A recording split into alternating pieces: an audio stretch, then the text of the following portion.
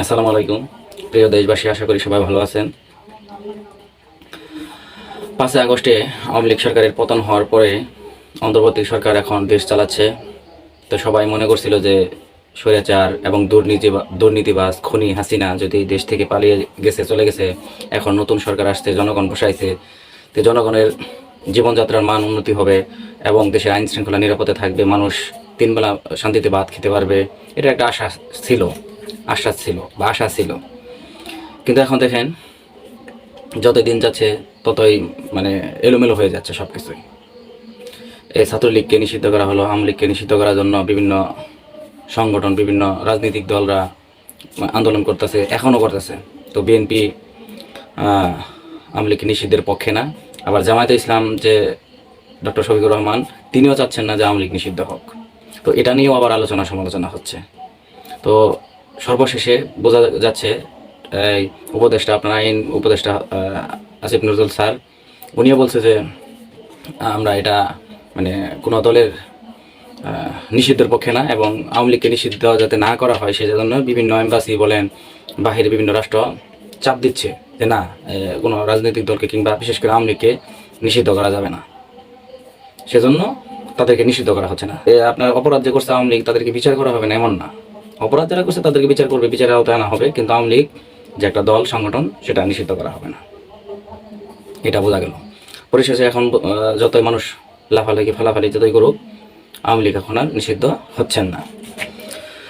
তবে এটা একটা রাজনীতিক, হয়তো বাহিরের থেকে চাপ হোক, যে কোনো মাধ্যমে হোক, এখন বিএনপি জানতেছে বা বুঝতেছে যে এখন বড় দল আওয়ামী লীগ, বিএনপি, আওয়ামী লীগ তো পতন হয়েছে, ওরা অনেকদিন থাকছে, এখন আমরা পার হব বা আমরা ক্ষমতায় আসবো। সেজন্য তারা আবার আওয়ামী লীগকে নিয়েই নির্বাচন করতে চাচ্ছে। এ হলো অবস্থা।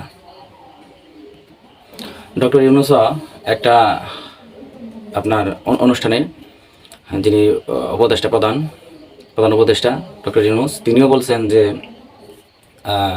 আমরা বড় একটা দল, বিএনপিকে ইঙ্গিত করে বলছে তারা চাচ্ছে না যে আওয়ামী লীগ নিষিদ্ধ হোক, আমরা তাদের মতামতকে প্রাধান্য দিচ্ছি, আমরা কোনো রাজনীতিক বা কোনো দলকে নিষিদ্ধ করার জন্য আসি নাই, আমরা একটা সুন্দর গণতন্ত্র ফিরিয়ে এনে বা নির্বাচন কমিশন গঠন করে আমরা একটা নির্বাচন দেব, এটাই আমাদের লক্ষ্য, আমরা কোনো দলকে নিষিদ্ধ করব না। এই জন্য আবার আপনার বিপিনুরের দল বা ছাত্র সমন্বয়করা, এরা আবার বলতেছে যে না, আওয়ামী লীগকে নিষিদ্ধ করতে হবে। কেন করতেছে? এটার মতো কারণ আছে, রাজনীতিক আছে। সেটা হলো কি, যে যদি কোনো সময় আওয়ামী লীগ আসে, তাহলে তো আবার এদের অবস্থা খারাপ হয়ে যাবে। তো আওয়ামী লীগকে আর আসা মানে ক্ষমতায় আসা দেওয়া যাবে না বিচারের আগে।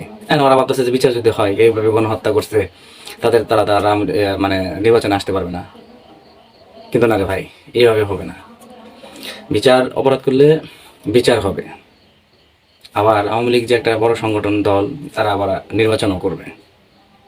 হ্যাঁ, এই যে দেখেন, আপনার এখন বর্তমানে ঢাকা অটোরিকশা, ব্যাটারি চালিত অটোরিকশা, এটা উঠাই দিছে সরকার। এটা নিয়ে আবার আন্দোলন চলতেছে 2 দিন যাবৎ।